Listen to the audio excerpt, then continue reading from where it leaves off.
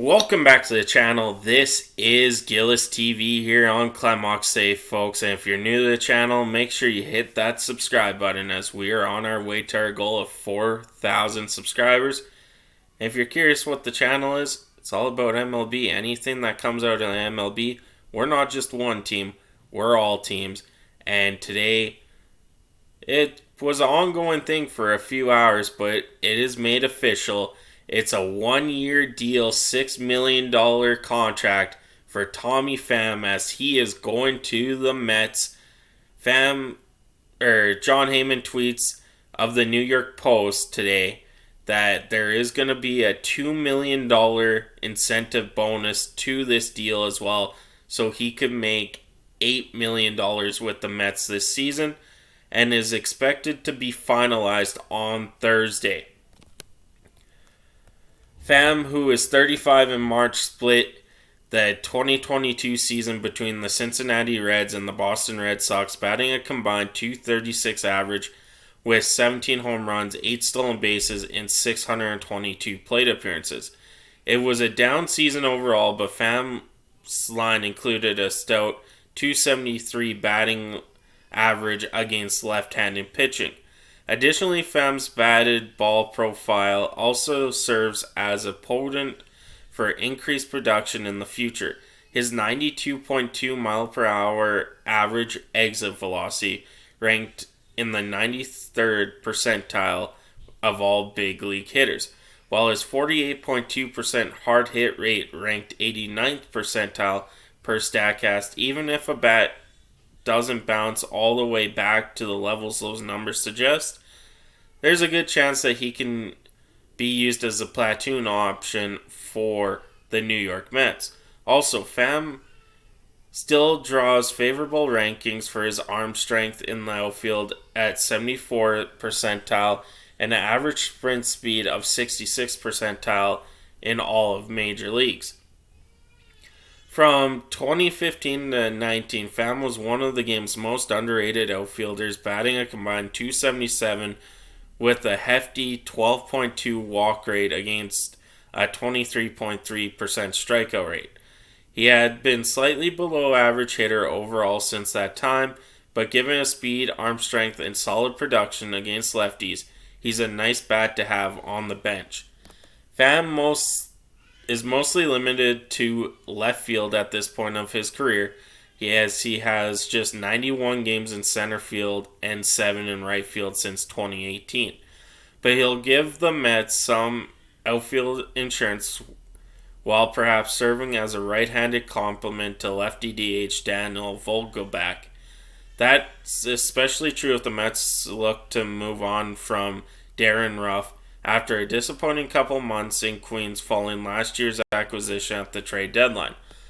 While Pham himself might not be a backup option to Brandon Nimmo at center field, adding him to the mix provides the Mets with some additional cover in the event of an outfielder injury. For instance, both left fielder Mark Canha and especially right fielder Starling Marte have experience in center field, so either could shift to the center field position should Nimmo need a day off or a trip to the IL.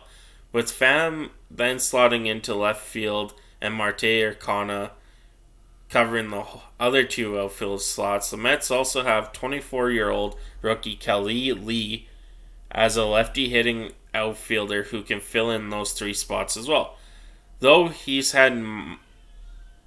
has had minor league options remaining, Pham addition creates a possibility of sending Lee to AAA Syracuse for regular playing time, a luxury the team may not have previously been able to afford. Previously, the Mets' only outfielder on the 40-man roster, all projected to be in the big leagues, as well as extra depth to fill up if something happens to one of the three outfielders. On top of Pham's $6 million, the Mets are owed 90% luxury tax of $5.4 million, bringing their total tab up to $11.4 million after signing Pham. So, Pham does give them an option to go out there and say, hey, you need a day off, we're going to put Tommy Pham in. We'll just shuffle some things around. Marte go to center field, do that way. Any guy needs a day off. Pham gives you that option to go, hey, you get the day off. And also, if there's a lefty pitcher on the mound that day, you could throw in Tommy Pham, who's been excellent at hitting left-handed pitchers. Now, we're going to move on from Tommy Pham's signing. We're going to do one big video here. I'm not going to do two. As the Mets are among teams interested in Andrew Chafin, the market for lefty reliever Chafin is heating up per John Heyman of the New York Post. The Mets are among teams with interest in bringing in Chafin. Chafin, who is 32, is quite arguably the best reliever remaining on the free agent market and entered the offseason as one of the top overall lefties available. He declined a $6.5 million player option from the Tigers at the end of the 2022 season, out to be able to clear that guaranteed by a fair measure, likely on a multi-year deal. That is to be expected after the Southpaw turned in a 2.83 ERA in 57 1/3 innings last season, while drawing similar reviews from fielding independent marks like FIP and xERA. While Chafin doesn't throw especially hard, averaging just 91.8 miles per hour on his heater in 2022, the veteran Southpaw does offer one of the best blends of missed bats, solid command, and ground ball tendencies of any reliever in the game.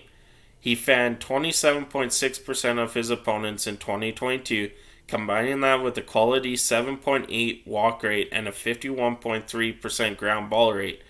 He was one of the 9 qualified relievers in all of baseball who topped a 25% strikeout rate and a 50% ground ball rate, while only supporting a walk rate lower than 8%. He also limited hard contact quite well, yielding a 87.5 mile per hour average exit velocity that ranked in the 73rd percentile of pitchers, and a 33.8% hard ball rate that's at 81st percentile per StatCast. He isn't necessarily elite in any one single way, but he is well above average in a variety of important areas. Coupled with his age and handedness, that ought to lead to some appeal on the free agent market. The bullpen market as a whole got out to a quick start, but then the market of lefties has been slower to develop, evidenced by the fact that Chafin, Matt Moore, Will Smith, Brad Hand, and Zach Britton are among still teams interested. The Mets indeed represent a nice fit for Chafin, though a veteran of his stature and upgrade to virtually any bullpen in the sport. New York currently projects to have Brooks Raley and perhaps one of David Peterson, Joey Lucchesi, and Taylor Saucedo in the pen as lefty options for manager Buck Showalter. Adding Chafin could allow the Mets to either carry 3 southpaws to begin the year with both Pedersen and Lucchesi in AAA rotation, keeping both stretched out for in case any injuries happen to the starting rotation. That was a lot. So, yeah, I agree with this. Chafin would pretty much make any bullpen really good when it comes down to it. And I am interested to see if the Mets could pull this off, because the Mets could.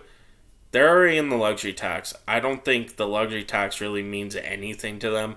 They could go get him for 2 years. I know he's he's 32. He'll be 34 at the end of that.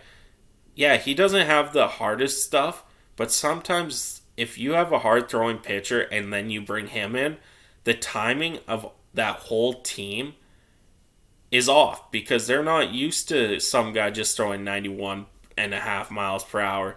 They just seen someone throw 97. But with the mix of the southpaw stuff, that makes Chafin really a great addition to this Mets team if they go out and get him. But let me know in the comments what you guys think. This has been Gillis TV here on Clemhawks, And thank you guys so much for tuning in. I'm on out of here.